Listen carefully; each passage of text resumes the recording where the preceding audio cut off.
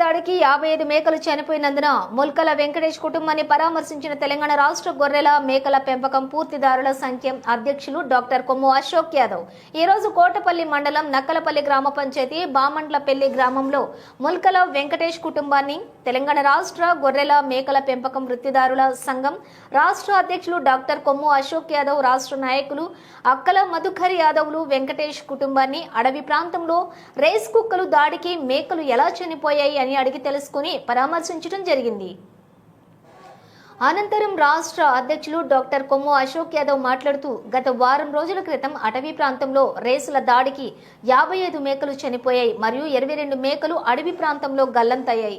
వెంకటేష్ కుటుంబానికి జీవనోపాధి మేకలు కాసుకుంటూ కుటుంబాన్ని పోషిస్తూ కాలం వెళ్లదీస్తున్న నిరుపేద కుటుంబానికి తీరని నష్టం జరిగిందని, దాదాపు 25 లక్షల ఆస్తి నష్టం జరిగిందని, ఆ కుటుంబానికి పూట గడవడమే కష్టంగా ఉంది.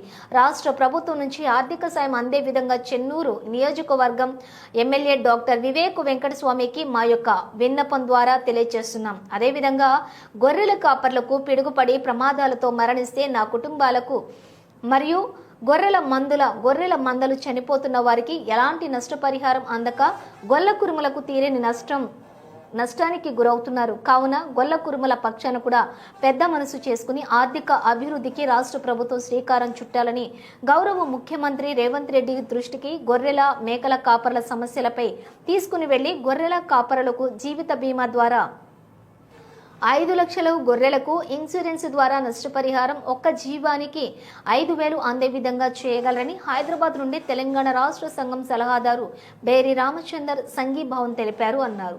అయితే ఈ కార్యక్రమంలోని సంఘం మండల సలహాదారు గెల్లు వెంకన్న యాదవ్, గౌరవ అధ్యక్షులు సల్పాల కొండయ్య యాదవ్, సత్తయ్య యాదవ్, ముల్కల అంకమ్మ, సిరిజ, శంకరమ్మ, రాజిరెడ్డి, రమేష్ రెడ్డి, రామచందర్ స్వామి నాయకులు పాల్గొన్నారు. మరి కోటపల్లి మండల్ బామనపల్లి గ్రామంలో మరి ముల్కాల వెంకటేష్ మరి గొర్రె కాపరి మరి గత వారం రోజుల క్రితము అడవిలో రేసు కుక్కలు వెంబడివాడి ఆయన గొర్రెల మేకల మంద మీద పడి 55 మేకలని చంపి వేయడం జరిగింది. మళ్ళీ ఇంకొక 22 మేకలు కూడా అడవిలోనే గల్లతాయి ఇప్పటి వరకు కూడా దొరకలేని పరిస్థితిలో పాపం వాళ్ళ అయోమయంలో చాలా నష్టపోయి మరి రైతులు చాలా బాధాకరంగా ఉన్నారు. దాదాపుగా ఒక 50 లక్షల ఆస్తి ఆ కుటుంబానికి నష్టం జరిగినట్టే. కాబట్టి మరి మన రాష్ట్ర ప్రభుత్వం మరి వారి ఆర్థిక స్తోమతని గుర్తుంచుకొని వారికి ఖచ్చితంగా తగిన న్యాయం చేయాలి.